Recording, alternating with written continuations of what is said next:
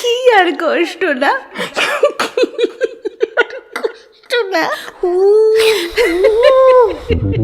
কামড়ে দিয়েছে, কামড়ে দিয়েছে হাত। ধরবেন না, ধরবেন না, কামড়ে দিয়েছে হাত।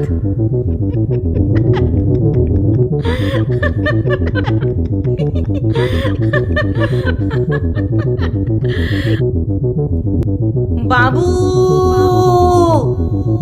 বাবু, বাবু, বাবু।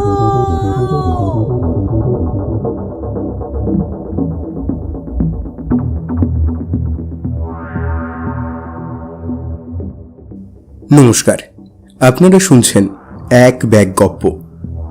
এক ব্যাগ গপ্পের আজকের নিবেদন বিভূতিভূষণ বন্দ্যোপাধ্যায়ের কাহিনী তিরোলের বালা। আজকের গল্প পাঠে এবং আবহ নির্মাণে অর্পিতা আইচ। উপস্থাপনায় এক ব্যাগ গপ্প। ঘোষণা আমি আকাশ। তাহলে আর দেরি কেন, চলুন শুনে নিন আমাদের আজকের গল্প, বিভূতিভূষণ বন্দ্যোপাধ্যায়ের লেখা তিরোলের বালা।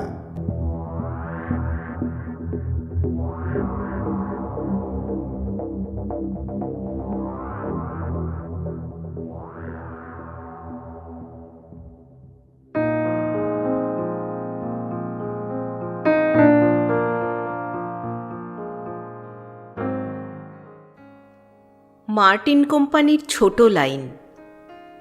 গাড়ি ছাড়বার সময় উত্তীর্ণ হয়ে গিয়েছে, এখনো ছাড়বার ঘণ্টা পড়েনি। এ নিয়ে গাড়ির লোকজনের মধ্যে নানা রকম মতামত চলছে। মশাই, বরগেছে নেমে যাব, প্রায় 5 মাইল, 4টে বাজে, এখনো গাড়ি ছাড়বার নামটি নেই। কখন বাড়ি পৌঁছবো ভাবুন তো। এদের কাণ্ডই এই রকম।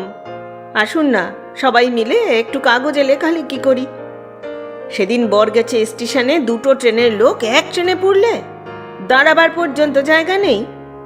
তাও কদমতলা এলো 1 ঘন্টা লেট।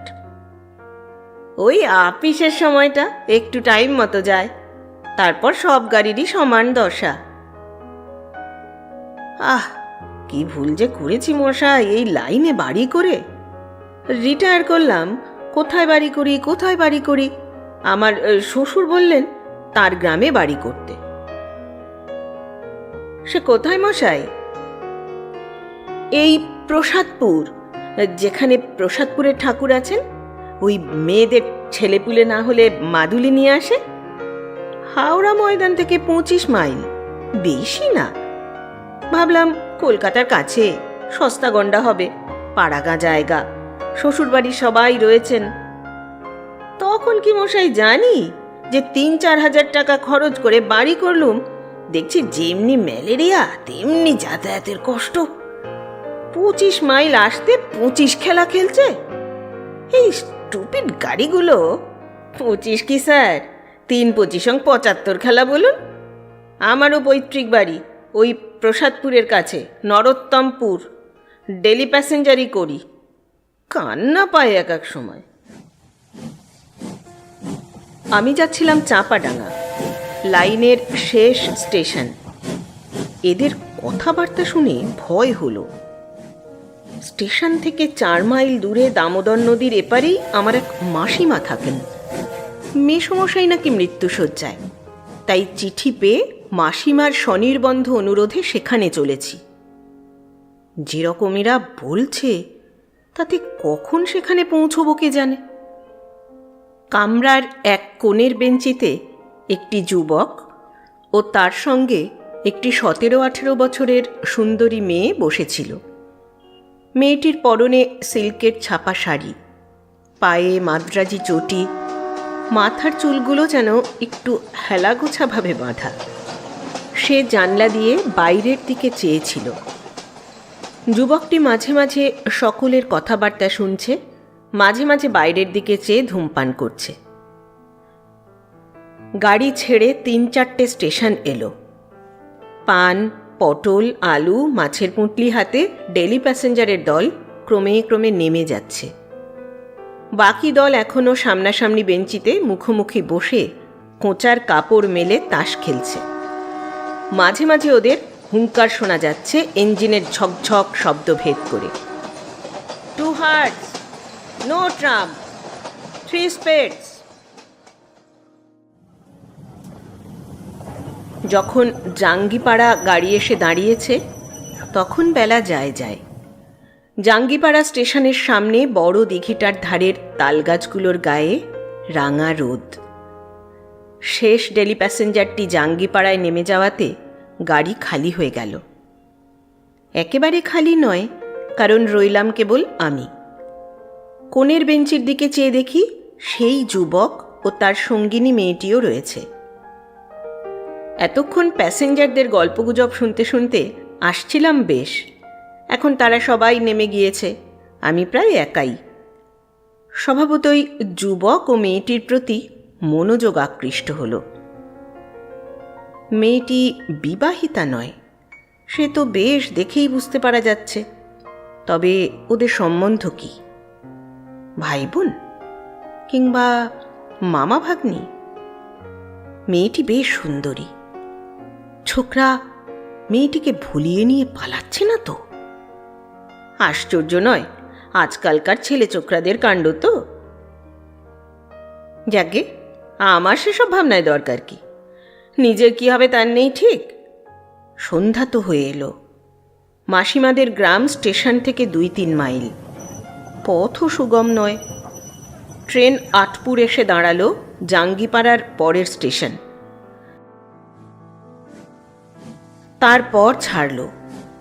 বড় বড় ফাঁকা রাঢ় দেশের মাঠে সন্ধ্যা নেমে আসছে। লাইনের ধারে কচিত ক্ষুদ্র ক্ষুদ্র চাষা গাঁ। লাউলতা চালে উঠেছে। একটা ছোট্ট গ্রাম্য হাট ভেঙে লোকজন ধামা চেঙারি মাথায় ফিরছে। আবার মাঠ। জাম গাছের মাথায় কালো কালো বাদুড় উড়ে এসে বসছে। খালের পাড়ে মশাল জেলে জেলেরা মাছ ধরবার চেষ্টা করছে। আবার সহযাত্রীদের দিকে চাইলাম। দুজনে পাশাপাশি বসে আছে, কিন্তু দুজনেই জানলার বাইরে চেয়ে রয়েছে। একটা কথাও শুনলাম না ওদের মধ্যে। ছেলেটা মেয়েটাকে নিয়ে পালাতে পালাতে দুজনের মধ্যে ঝগড়া হয়েছে। বেশ সুন্দর চেহারা দুজনেরই। না, মামা ভাগ্নি বা ভাই বোন নয়, নিয়ে পালানোই ঠিক। কিন্তু এদিকে কোথায় যাবে ওরা? মার্টিন কোম্পানির ছোট লাইন তো 8-2 স্টেশনে গিয়ে রাঢ় দেশের অজপাড়াগা আর দিগন্তব্যাপী মাঠের মধ্যে শেষ হয়েছে। এ দুটি শৌখিন পোশাক পরা তরুণ তরুণীর পক্ষে সে অঞ্চল নিতান্ত খাপছাড়া ও অনুপযোগী। যাকগে, আমার কেন ওসব ভাবনা। পিয়াসারা স্টেশনের সিগন্যালের সবুজ আলো দেখা দিয়েছে। সামনে ভয়ানক অন্ধকার রাত্রি। নিতান্ত দুর্ভাবনায় পড়ে গেলাম। রাঢ় দেশের মাঠের উপর দিয়ে রাস্তা, সঙ্গে ব্যাগে কিছু টাকা কড়ি আছে। শুনেছি হুগলি জেলার এদিকে চুরি ডাকাতি অত্যন্ত বেশি। মেসোমশাইয়ের চিকিৎসার জন্য মাসিমা কিছু টাকার দরকার বলে লিখেছিলেন।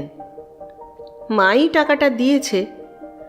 ধনে প্রাণে না মারাপুরি শেষকালে। হঠাৎ আমার সহযাত্রী যুবকটি আমার দিকে চেয়ে বললে, চাপাডাঙ্গা স্টেশন থেকে নদীটা কত দূরে বলতে পারেন স্যার? নদী প্রায় 1/2 মাইল।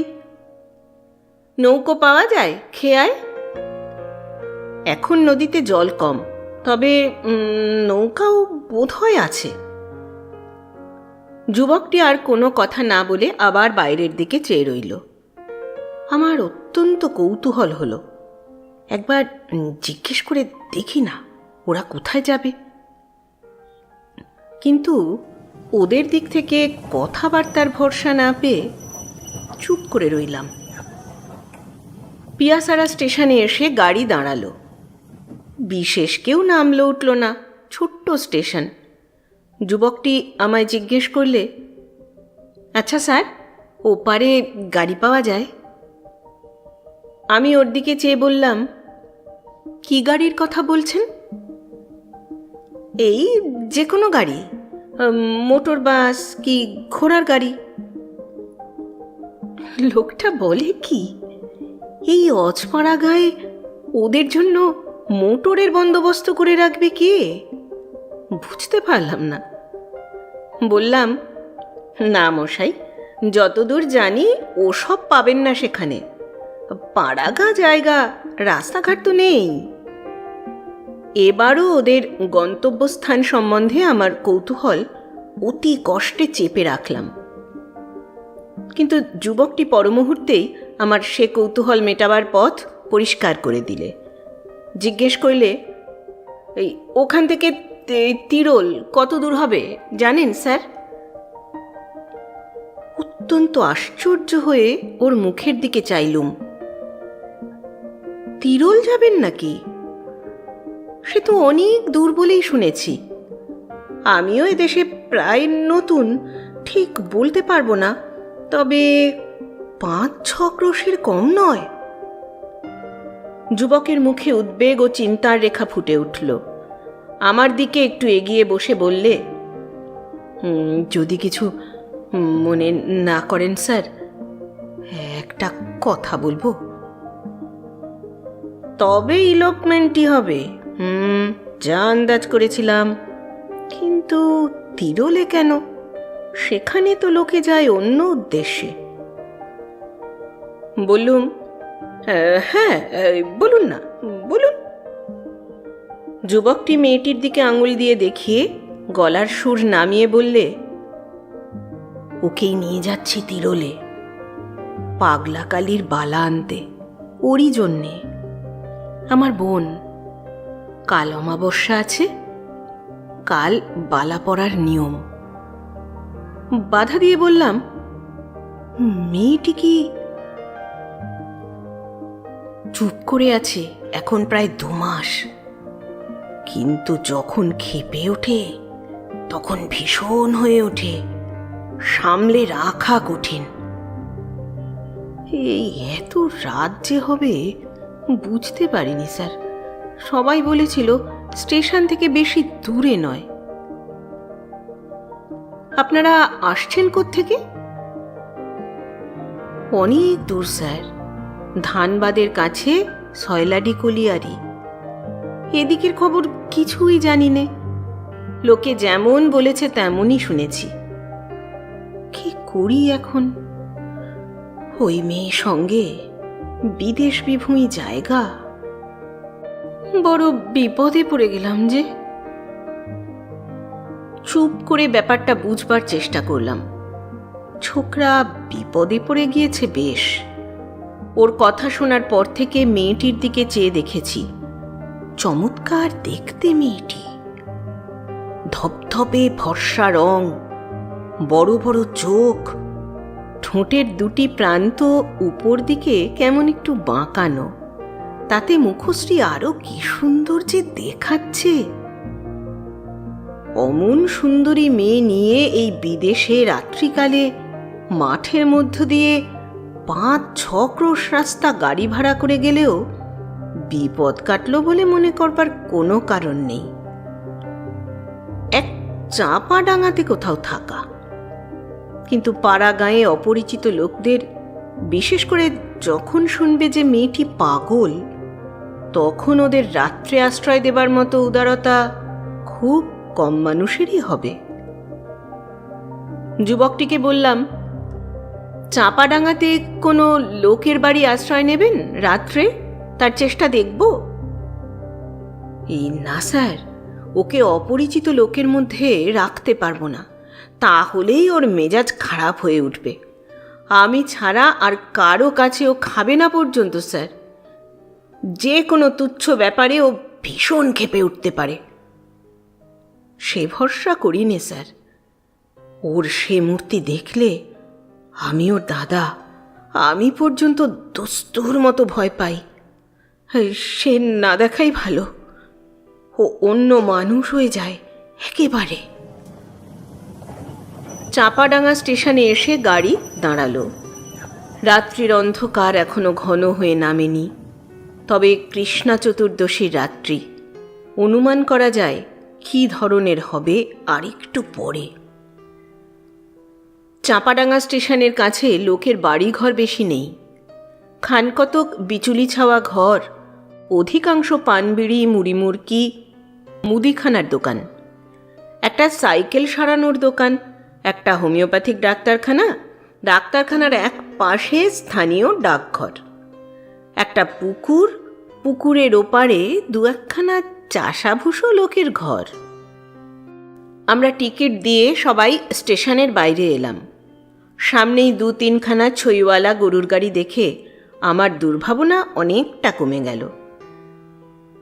কিন্তু যখন তাদের জিজ্ঞাসা করে জানলাম নদীর ধার পর্যন্তই তারা যায়, নদী পার হবার উপায় নেই গরুর গাড়ির, তখন আমি আমার সঙ্গীটিকে বললুম, কি করবেন, নয়তো স্টেশনেই থাকবেন রাতে? না স্যার, কাল অমাবস্যা, আমায় তিরোল পৌঁছতেই হবে কাল। এখানে থাকলে কাজ হবে না, আপনি আরেকটু কষ্ট করুন, আমার সঙ্গে চলুন। আপনাকে যখন পেয়েছি ছাড়তে পারবো না, আপনি না দেখলে কোথায় যাই বলুন। আমি বড় বিপদে পড়ে গেলাম। ওদিকে মেসোমশাইয়ের অসুখ, সেখানে পয়সা কড়ি নিয়ে যত শিগগির হয় পৌঁছনো দরকার। এদিকে এই বিপন্ন যুবক ও তার বিকৃত মস্তিষ্কা তরুণী ভগিনী, ছেড়েই বা এদের দিই কি করে এই অন্ধকার রাত্রে? তা হয় না, সঙ্গে যেতেই হবে, মেসোমশাইয়ের অদৃষ্টে যাই ঘটুক। গরুর গাড়ির গাড়োয়ানেরা কিন্তু ভরসা দিল। তিরোলের বাঁধা রাস্তা, নদী পেরিয়ে গাড়ি পাওয়া যায়, পালকি পাওয়া যায় একটু খোঁজ করলেই, হরদম লোক যাচ্ছে সেখানে। ভয় ডর কিছু নেই, নদীর খেয়া থেকে বড়জোর 2 ঘন্টার রাস্তা। নদীর ধার পর্যন্ত একখানা ছইওয়ালা গরুর গাড়িতে আমরা 3 জন এলাম। সারা ট্রেনে মেয়েটি কথা বলেনি, অন্তত আমি শুনিনি। ছইয়ের মধ্যে বসে সে প্রথম কথা কইলে। যুবকটির দিকে চেয়ে বললে, দাদা, আমার শীত করছে। তোমার শীত করছে না? সুন্দর গলার স্বর, যেন সেতারে ঝংকার দিয়ে উঠল। আমি সহানুভূতির চোখে তরুণীর দিকে চাইলাম। আহা, এমন সুন্দর মেয়েটি কি অদৃষ্ট নিয়েই জন্মেছে। বললাম, শীত করতে পারে, নদীর হাওয়া বইছে তো, সঙ্গে কিছু আছে গায়ে দেবার? যুবকটি বললে, না, গায়ে দেবার কিছু ধরুন বৈশাখ মাসে তো আনিনি। বিছানার চাদরখানা পেতে গাড়িতে বসেছিলাম, ওখানা গায়ে দে। মেয়েটি আবার বললে, কি নদী দাদা? বেশ স্বাভাবিক সুরে সহজ ধরনের কথাবার্তা। আমিই বললাম, দামোদর। মেয়েটি এবার আমার দিকে মুখ ফিরিয়ে বললে, বল্লভপুরে যে দামোদর? আমি জানি, খুব বড় নদী। না দাদা, ছেলেবেলায় দেখেছি। যুবকটি আমায় বললে, দামোদরের ধারে বল্লভপুর বলে গ্রাম, বর্ধমান জেলায়, সেখানে আমার মামার বাড়ি কিনা। পূর্ণিমা মানে আমার এই বোন সেখানে 2 বার গিয়েছিল ছেলেবেলায়। তারপর খেয়ায় নদী পার হবার সময় পূর্ণিমা ওর দাদাকে বললে, ভয় করছে দাদা, ডুবে যাবে না তো? ও দাদা, নৌকা দুলছে যে। ডুবে যাবে কেন, চুপ করে বসে থাক, দুলছে তাই কি? ওপারে গিয়ে আমরা দেখি গাড়ি ঘোড়া তো দূরের কথা, একটা মানুষ পর্যন্ত নেই। খেয়ার মাঝি লোকটা ভালো, সে আমাদের অবস্থা দেখে বললে, দাঁড়ান বাবু মশাইরা, শামকুরের গোয়ালপাড়ায় গরুর গাড়ি পাওয়া যায়, আমি ডেকে দিচ্ছি, আপনারা নৌকোতেই বসুন। পূর্ণিমা বললে, দাদা, কিছু খাবে না? খাবার রয়েছে তো। পরে আমার দিকে চেয়ে বললে, আপনিও খান, খাবার অনেক আছে। ওর দাদা বললে, হ্যাঁ হ্যাঁ, দে না, ওকে দে, তুইও খা। কিছু তো খাসনি, পৌঁছতে কত রাত হয়ে যাবে। পূর্ণিমা একটা ছোট্ট পুঁটুলি খুলে আমাদের সবাইকে লুচি, পটল ভাজা, আলু চচ্চড়ি ও মিহিদানা পরিবেশন করে দিল। বললে, দেখো তো দাদা, মিহিদানা খারাপ হয়ে যায়নি তো? আমি বললাম, এ কোথাকার মিহিদানা? পূর্ণিমা বললে, বর্ধমান থেকে কেনা, আসবার সময়। খারাপ হয়নি তো? দেখুন তো মুখে দিয়ে। আজ যখন বাড়ি থেকে বেরিয়েছিলাম তখন ভাবিনি এমন একটি সন্ধ্যার কথা। ভাবিনি যে দামোদর নদীর ওপর নৌকাতে বসে একটি অপরিচিত যুবক ও একটি অপরিচিতা তরুণীর সঙ্গে খাবার খাবো এভাবে। কেমন একটি শান্ত পরিবেশ, যেন বাড়িতে মা বোনের মধ্যেই আছি। বড় ভালো লাগছিল এদের। কিন্তু পরবর্তী অভিজ্ঞতার পটভূমিতে ফেলে আজ যখন আবার সেই সন্ধ্যাটির কথা ও আবার আমার সেই তরুণ সঙ্গীদের কথা ভাবি, তখন মনে হয় সেদিন তাদের সঙ্গে না দেখা হওয়াই ভালো ছিল। একটা দুঃখজনক করুণ স্মৃতির হাত থেকে বাঁচা যেত তাহলে। আমাদের খাওয়া শেষ হয়ে গিয়েছে।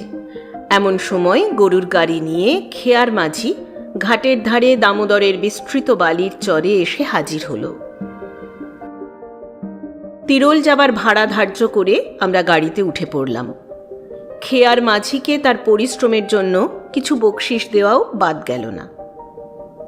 গাড়োয়ান বললে, বাবু, ভুল হয়ে গিয়েছে, বাড়ি থেকে তামাকের টিনটা নেওয়া হয়নি। গাড়ি গায়ের মধ্যে দিয়ে একটু ঘুরিয়ে নিয়ে যাই, বেশি দেরি হবে না বাবু। শামকুর গ্রামের মধ্যে গাড়ি ঢুকল। আমবাগান, বাঁশবন, লোকের বাড়ি ঘরের পেছন দিয়ে রাস্তা।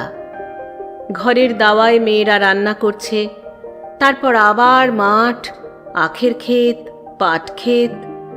মাঠের মধ্যে দিয়ে চওড়া সাদা রাস্তা আমাদের সামনে বহুদূর চলে গিয়েছে। রাঢ় দেশের মাঠ, বন জঙ্গল খুব কম। এখানে ওখানে মাঝে মাঝে দু চারটে কলা গাছ ছাড়া। পূর্ণিমা আমায় বললে, আপনার মাসিমার বাড়ি এখান থেকে কত দূর হবে? সে তো এদিকে নয়, দামোদরের ওই পারে, স্টেশনের পূর্ব দিকে, প্রায় 2 ক্রোশ দূরে। আপনাকে আমরা কষ্ট দিলাম তো? কি আর কষ্ট, আপনাদের কাজ শেষ হয়ে গেলে কাল আপনাদের গাড়িতে তুলে দিয়ে মাসিমার বাড়ি গেলেই হবে।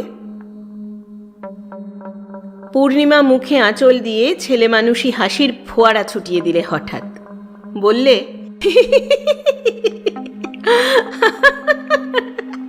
কি আর কষ্ট না, আমাদের কাজ শেষ হলে আমাদের গাড়িতে তুলে দিয়ে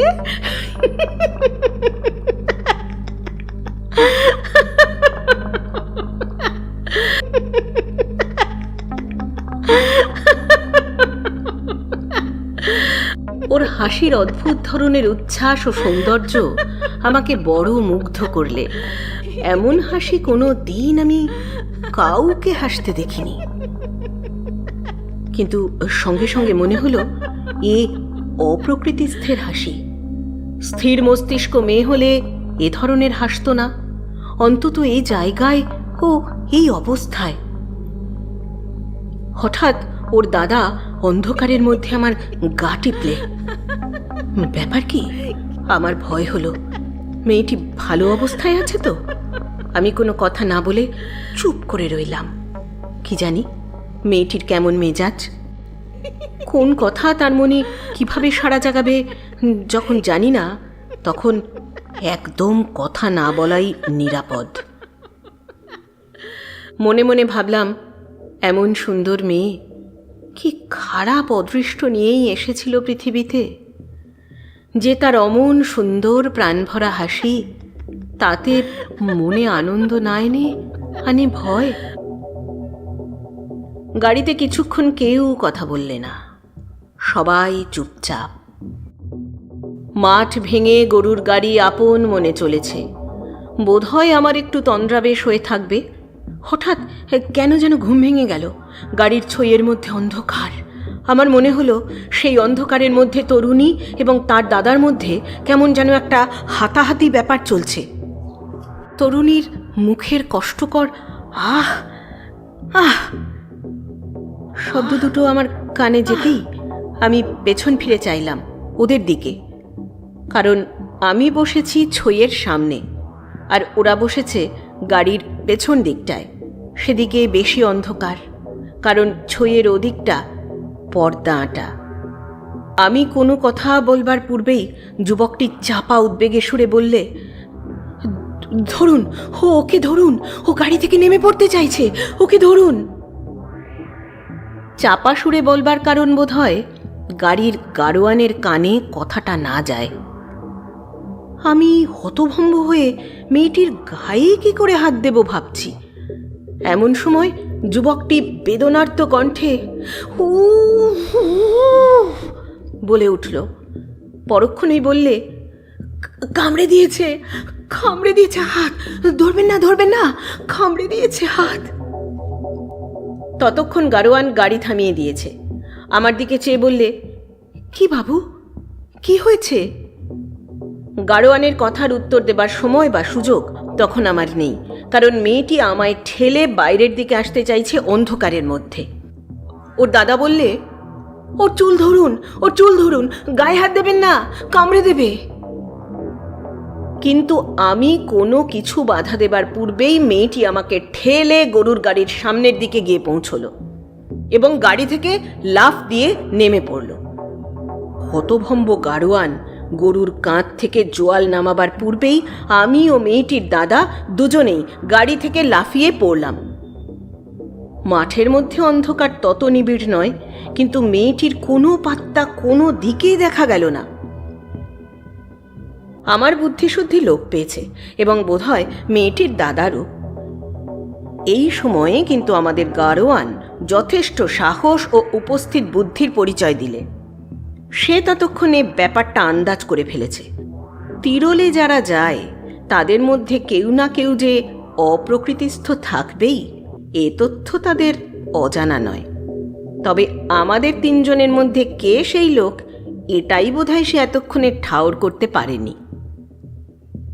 গাড়োয়ান তাড়াতাড়ি বললে, বাবু শিগগির চলুন, কাছেই পাতিহালের খাল, সেদিকে উনি না যান, টিপকলের আলোটা জ্বালুন। এমন হতভম্ব হয়ে গিয়েছি আমরা যে যুবকের পকেটে টর্চ রয়েছে সে কথা দুজনের কারোই মনে নেই। সবাই ছুটলাম গাড়োয়ানের পিছু পিছু। প্রায় 2 আন্দাজ পথ ছুটে যাবার পরে একটা সরু খালের ধারে পৌঁছলাম। তার দুপাড়ে নিবিড় কষার ঝাড়। তন্ন তন্ন করে ঝোপঝাড়ের আড়ালে খুঁজে চিৎকার করে ডাকাডাকি করেও কোনো সাড়া পাওয়া গেল না। সব ব্যাপারটা এত অল্প সময়ের মধ্যে ঘটে গেল যে এতক্ষণে ভেবে দেখবারও অবকাশ পাওয়া যায়নি যে জিনিসটার গুরুত্ব কতটা, বা এ থেকে কত কী ঘটতে পারে। পূর্ণিমার দাদা এবার প্রায় কাঁদো কাঁদো সুরে বললে, আর কোন দিকে কোন জলা আছে? হ্যাঁ ভাই গাড়োয়ান। না বাবু, কাছে পিঠে আর জলা নেই, তবে খালের ধারে আপনাদের কাছে একজন দাঁড়িয়ে থাকুন, আমরা বাকি দুজন অন্যদিকে যাই। আমি খালের ধারে রইলাম, কারণ যুবকটি একলা অন্ধকারে যতদূর বুঝলাম দাঁড়িয়ে থাকতে রাজি নয়। ওরা তো চলে গেল অন্যদিকে। আমার মুশকিল এই যে সঙ্গে একটা দেশলাই পর্যন্ত নেই। এই কৃষ্ণ চতুর্দশীর রাত্রের অন্ধকারে একা মাঠের মধ্যে কতক্ষণ দাঁড়িয়ে থাকতে হয় কি জানি। সেখানে কতক্ষণ ছিলাম জানি না, ঘণ্টাখানেক বোধহয় হবে, তার বেশিও হতে পারে। তারপর খালের ধার ছেড়ে মাঠের দিকে এগিয়ে গেলাম। এদের ব্যাপারটা কি বুঝতে পারছি না। এমন সময় দূরে আলো দেখা গেল। গরুর গাড়ির গাড়োয়ানের গলাটা শুনলাম, বাবু বাবু বাবু বাবু। আমার সাড়া পেয়ে ওরা আমার কাছে এলো। গাড়োয়ানের সঙ্গে কয়েকটি গ্রাম্য লোক, ওদের হাতে একটা হ্যারিকেন লণ্ঠন। ব্যস্তভাবে বললাম, কি হলো, পাওয়া গিয়েছে? যার হাতে লণ্ঠন ছিল সে লোকটা বললে, চলেন বাবু, সব রয়েছেন তেনারা আমাদের বাড়িতে বসে। আমি বাবু গোয়াল ঘরে গরুদের জাপ কেটে দিতে ঢুকেছি সন্ধ্যের একটু পরেই। দেখি গোয়াল ঘরের এক পাশে একটা পরমা সুন্দরী স্ত্রী লোক। তখন আমি তো চমকে উঠেছি বাবু, এ কি? তারপর বাড়ির লোক এসে পড়ল, তারপর এনারা গিয়ে পড়লেন। তাদের আমরা বাড়িতে বসিয়ে আপনার খোঁজে বেরুলাম। অন্ধকারের মধ্যে ভদ্রলোকের ছেলেদের কি কষ্ট বলেন তো। চলুন গরিবের বাড়ি, দুটো ডাল ভাত রান্না করে খান। দিদি ঠাকুরের মাথাটা ভালো যদি হতো একটু। তো দিদি ঠাকুর না একেবারে লক্ষ্মীর পিতিমে, আমাদের বাড়িতে তার পায়ের ধুলো পড়েছে। আপনারা সবাই ব্রাহ্মণ শুনলাম, কতকালের ভাগ্যি আমাদের। দুটো ভাত সেবা করে আজ রাতে শুয়ে থাকুন, কাল ভোরে আমি আমার গাড়িতে তিরোল পৌঁছে দেব আপনাদের, অমন হয়। গ্রামের মধ্যে লোকটার বাড়ি গিয়ে পৌঁছলাম। বাড়িটার কথা এখানে একটু ভালো করে বর্ণনা করা দরকার, কারণ এর পরবর্তী ঘটনার সঙ্গে এই বাড়ির অতি ঘনিষ্ঠ সম্বন্ধ। একবার ভাবি, সে রাত্রে যদি সেখানে থাকবার প্রস্তাবে রাজি না হয়ে ওদের নিয়ে সোজাসুজি তিরোল চলে যেত। আসলে নিয়তি যাকে যেখানে টানে। তিরোল গেলেই কি নিয়তির হাত থেকে উদ্ধার পাওয়া যেত? ভুল। বাড়িটা ওদেশের চলন মতো মাটির দেওয়াল, বিচুলিতে ছাওয়া। বাইরে বেশ বড় একখানা বৈঠকখানা, তার 2 কামরা মাটির দেওয়ালের ব্যবধান, সামনে খুব বড় মাটির দাওয়া, তার সামনে উঠান, উঠানের পশ্চিম ধারে ছোট একটা ঘাট বাঁধানো পুকুর। বৈঠকখানার 2 কামরার মধ্যে যেটা ছোট, সেটার পেছনের দোর খুলে কিন্তু বাইরের উঠানে আসা যায় না, সেটি অন্তঃপুরে যাতায়াতের পথ। গৃহস্বামীর নাম রসিকলাল ধাড়া, জাতিতে কৈবর্ত, সুতরাং তাদের রাধা ভাত আমাদের চলবে না। রসিকলালের একান্ত অনুরোধে আমরা রান্না করতে রাজি হলাম। জিনিসপত্র, দুধ, শাকসবজি 6 জনের উপযোগী এসে পড়ল। আশ্চর্যের বিষয় এই যে রান্না করলে পূর্ণিমা আবার সেই আগেকার শান্ত স্বাভাবিক মূর্তি ধরেছে। তার কথাবার্তা, রান্নার কৌশল, সহজ ব্যবহার দেখে কেউ বলতে পারবে না কিছুক্ষণ আগে এ গাড়ি থেকে লাফ দিয়ে পালিয়েছিল।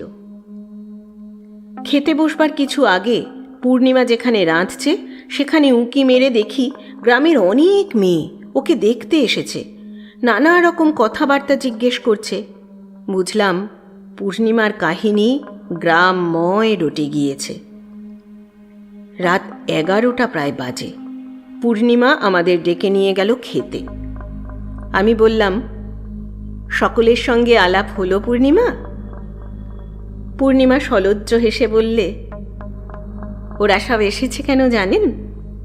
নাকি আমায় সব দেখতে এসেছে।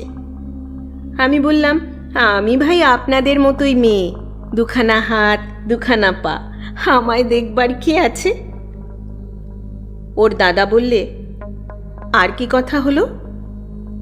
আর কিছু না, আমাদের বাড়ি কোথায়, আমার বয়স কত, এই জিজ্ঞেস করছিল।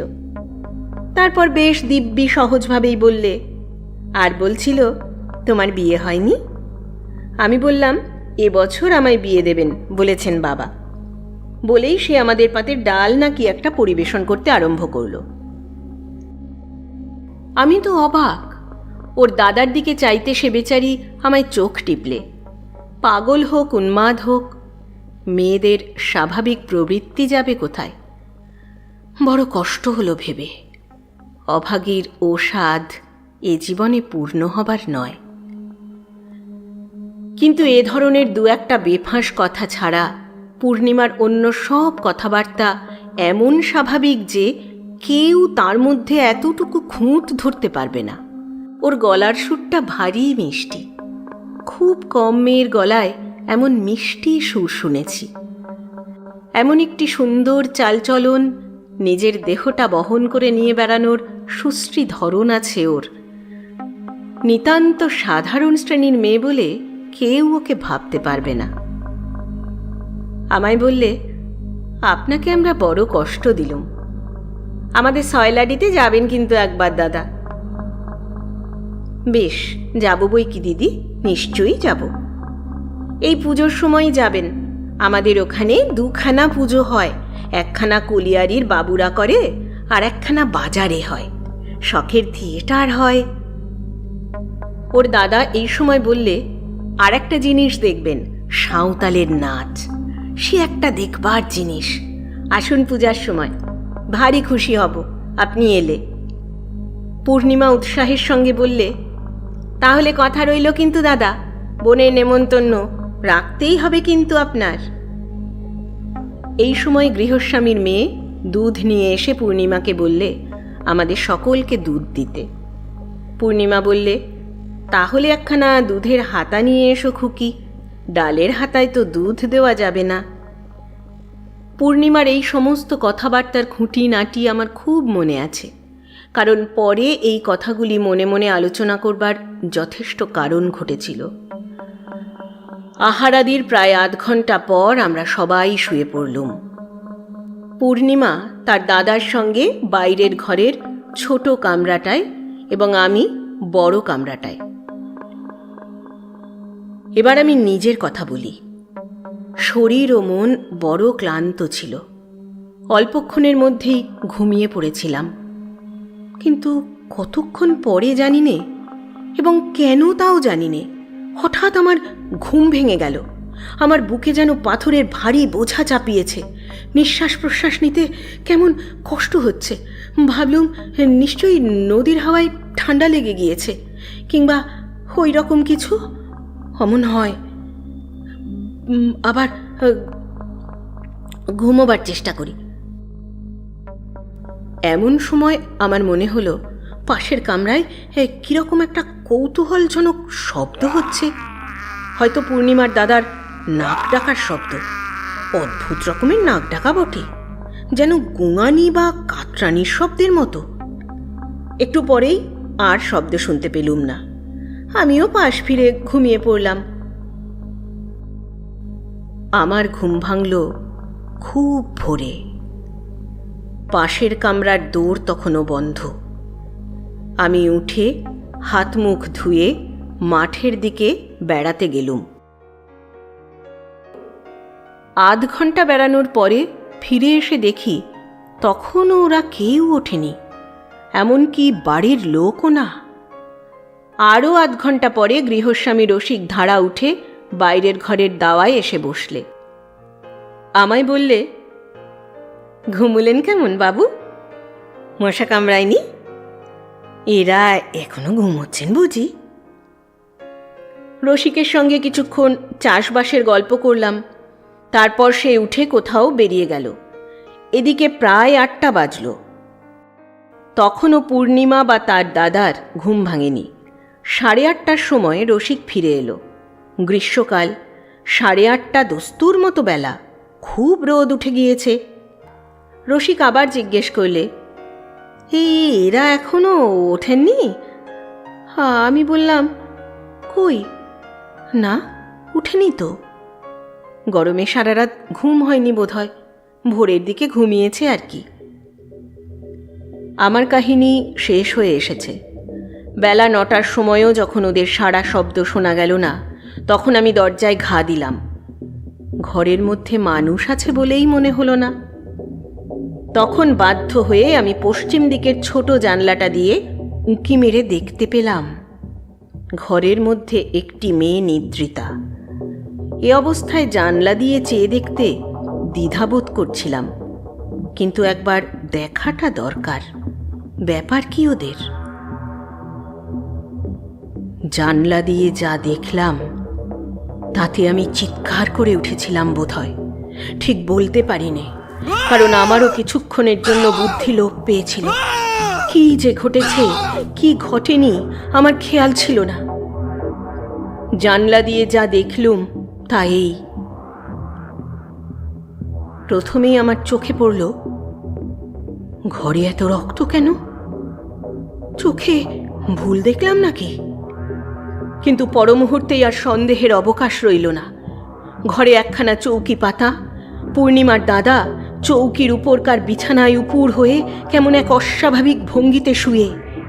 বিছানা রক্তে ভাসছে, মেঝেতে রক্ত গড়িয়ে পড়ে মেঝে ভাসছে, আর পূর্ণিমা দেওয়ালের ধারে মেঝের ওপর পড়ে আছে। জীবিতা কি মৃতা বুঝতে পারলাম না। একটা পাশবালিশ চৌকির ওপর থেকে যেন ছিটকে পূর্ণিমার দেহের কাছে পড়ে, সেটাও রক্তমাখা। আমার চিৎকার অনেক দূর থেকে শোনা গিয়েছিল নাকি? লোকজন চারিধার থেকে এসে পড়ল। আমার জ্ঞান ছিল না। মাথায় জল টল দিয়ে আমায় সকলে চাঙ্গা করে তুললে 10-15 মিনিট পরে। এদিকে দরজা ভেঙে সকলে ঘরে ঢুকল। তারা দেখলে পূর্ণিমার দাদার গলায়, কাঁধে ও হাতে সাংঘাতিক খোপের দাগ।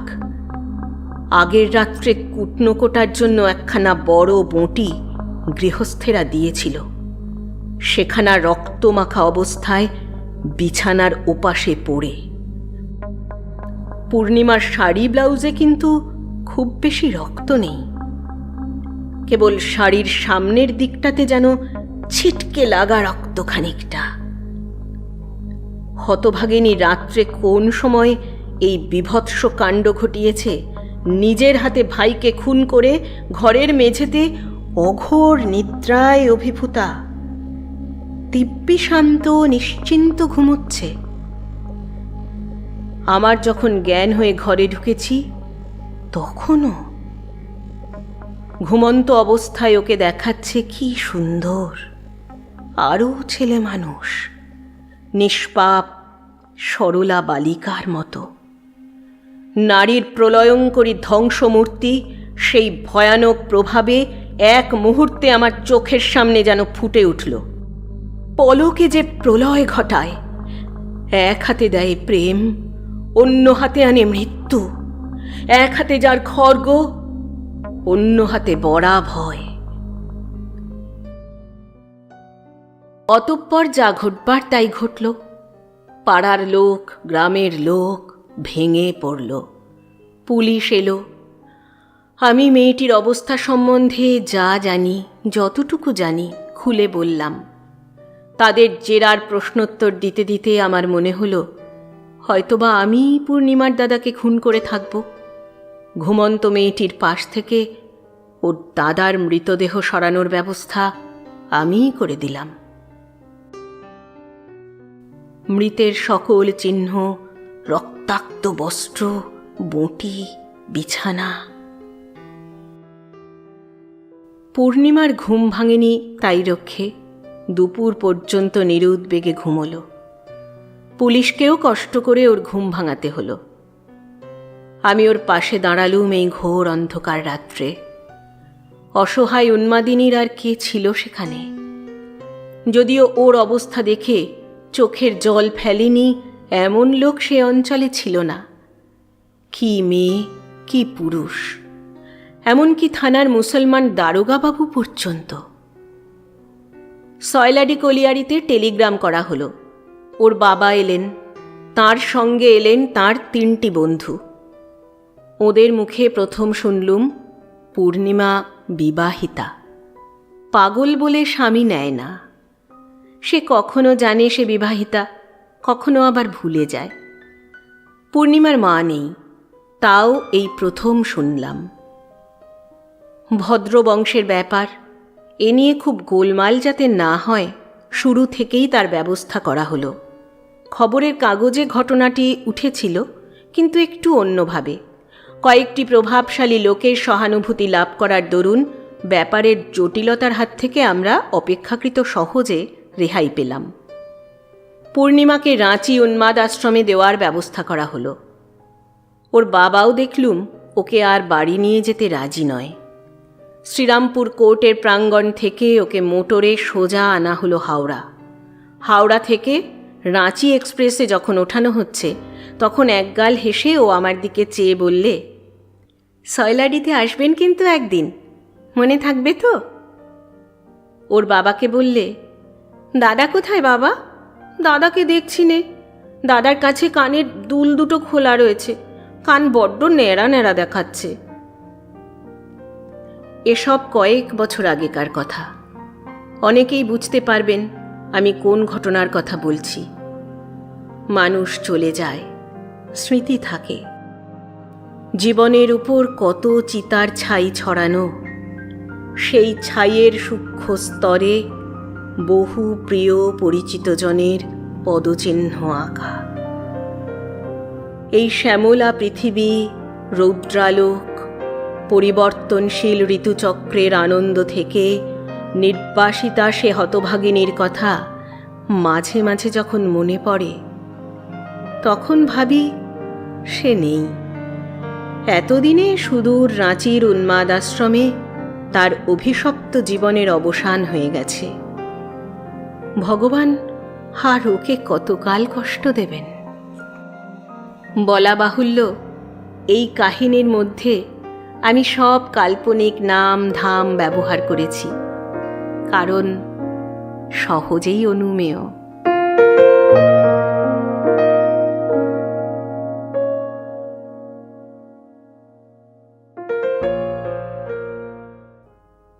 চরিত্রের উপস্থাপন, অতুলনীয় গদ্য আর দৈনন্দিন জীবনকে বাস্তবিকভাবে সাহিত্যে তুলে আনা থেকে ভাষার অপরূপ উপস্থাপন সবকিছু মিলিয়ে যার লেখা বিশেষ স্থান দখল করে নিয়েছে বাংলা সাহিত্যে, তিনিই বিভূতিভূষণ বন্দ্যোপাধ্যায়। তিনি প্রকৃতির জীবন শিল্পী। আজকের গল্পের পূর্ণিমাকে নিশ্চয়ই আপনার মনে থাকবে বহুদিন। আগামীতেও আরও কিছু ভালো গল্প শুনতে সাবস্ক্রাইব করুন আমাদের চ্যানেল এক ব্যাগ গপ্পকে। আপনার শুভকামনা নিয়ে এগিয়ে চলুক আমাদের চ্যানেল। সবাই ভালো থাকবেন, সুস্থ থাকবেন। আবার দেখা হচ্ছে।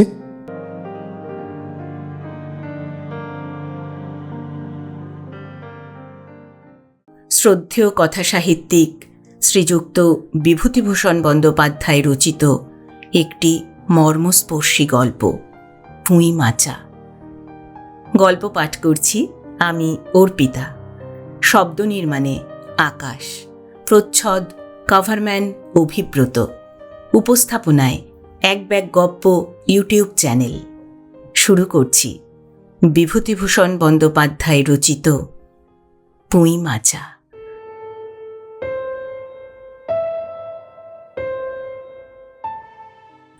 সহায়হরি চাটুর্যে উঠানে পা দিয়াই স্ত্রীকে বলিলেন, একটা বড় বাটি কি ঘটি যা হয় কিছু দাও তো। তারুক্ষুরও গাছ কেটেছে, একটু ভালো রস আনি। স্ত্রী অন্নপূর্ণা ঘরের রান্নাঘরের দাওয়ায় বসিয়া শীতকালের সকালবেলা নারিকেল তেলের বোতলে ঝাঁটার কাঠি পুরিয়া 2 আঙুলের সাহায্যে ঝাঁটার কাটিলগ্ন জমানো তৈলটুকু সংগ্রহ করিয়া চুলে মাখাইতেছিলেন। স্বামীকে দেখিয়া তাড়াতাড়ি গায়ের কাপড় একটু টানিয়া দিলেন মাত্র, কিন্তু বাটি কি ঘটি বাহির করিয়া দিবার জন্য বিন্দুমাত্র আগ্রহ তো দেখাইলেনই না, এমনকি বিশেষ কোনো কথাও বলিলেন না। সহায়হরি অগ্রবর্তী হইয়া বলিলেন, কি হয়েছে, বসে রইলে যে, দাও না একটা ঘটি। খেন্তি টেন্তি সব কোথায় গেল এরা? তুমি তেল মেখে বুঝি ছোঁবে না? অন্নপূর্ণা তেলের বোতলটি সরাইয়া স্বামীর দিকে খানিকক্ষণ চাহিয়া রহিলেন। পরে অত্যন্ত শান্ত সুরে জিজ্ঞাসা করিলেন, তুমি মনে মনে কি ঠাউরেছ বলতে পারো? স্ত্রীর অতিরিক্ত রকমের শান্ত সুরে সহায়হরির মনে ভীতির সঞ্চার হইল। ইহা যে ঝড়ের অব্যবহিত পূর্বের আকাশের স্থির ভাব মাত্র, তাহা বুঝিয়া তিনি মরিয়া হইয়া ঝড়ের প্রতীক্ষায় রহিলেন। একটু আমতা আমতা করিয়া বলিলেন, কেন, কি কি আবার কি? অন্নপূর্ণা পূর্বাপেক্ষাও শান্ত সুরে বলিলেন, দেখো, রঙ্গ করো না বলছি। ন্যাকামি করতে হয় অন্য সময় করো। তুমি কিছু জানো না, নাকি খোঁজ রাখো না? অত বড় মেয়ে যার ঘরে, সে মাছ ধরে আর রস খেয়ে দিন কাটায় কি করে তা বলতে পারো? গায়ে কি গুজব রটেছে জানো? সহায় হরি আশ্চর্য হইয়া জিজ্ঞাসা করিলেন, কেন, কি গুজব? কি গুজব জিজ্ঞাসা করো গিয়ে? চৌধুরীদের বাড়ি। কেবল বাগদি দুলে পাড়ায় ঘুরে ঘুরে জন্ম কাটালে ভদ্রলোকের গায়ে বাস করা যায় না। সমাজে থাকতে হলে সেই রকম মেনে চলতে হয়। সহায় হরি বিস্মিত হইয়া কি বলিতে যাইতেছিলেন, অন্নপূর্ণা পূর্ববৎ সুরেই পুনর্বার বলিয়া উঠিলেন, এক ঘরে করবে গো তোমাকে, এক ঘরে করবে। কাল চৌধুরীদের চণ্ডীমণ্ডপে কথা হয়েছে। আমাদের হাতের ছোঁয়া জল আর কেউ খাবে না। আশীর্বাদ হয়ে মেয়ের বিয়ে হলো না, ও নাকি উচ্চগণ্ড করা মেয়ে। গায়ের কোনো কাজে তোমাকে আর কেউ যেতে বলবে না। যাও, ভালোই হয়েছে তোমার। এখন গিয়ে দুলে বাড়ি বাগদি বাড়ি উঠে বসে দিন কাটাও, যাও। সহায় হরি তাচ্ছিল্যের ভাব প্রকাশ করিয়া বলিলেন, হেই, আমি বলি না জানি কি ব্যাপার। এক ঘরে সবাই এক ঘরে করেছেন, এবার বাকি আছেন কালীময় ঠাকুর। ও! অন্নপূর্ণা তেলে বেগুনে জ্বলিয়া উঠিলেন। কেন, তোমাকে এক ঘরে করতে বেশি কিছু লাগে নাকি? তুমি সমাজের মাথা না একজন মাতব্বর লোক? হ্যাঁ, চাল নেই, চুলো নেই, এক করার মুরদ নেই, চৌধুরীরা তোমায় এক ঘরে করবে তার এমন কঠিন কথা কি?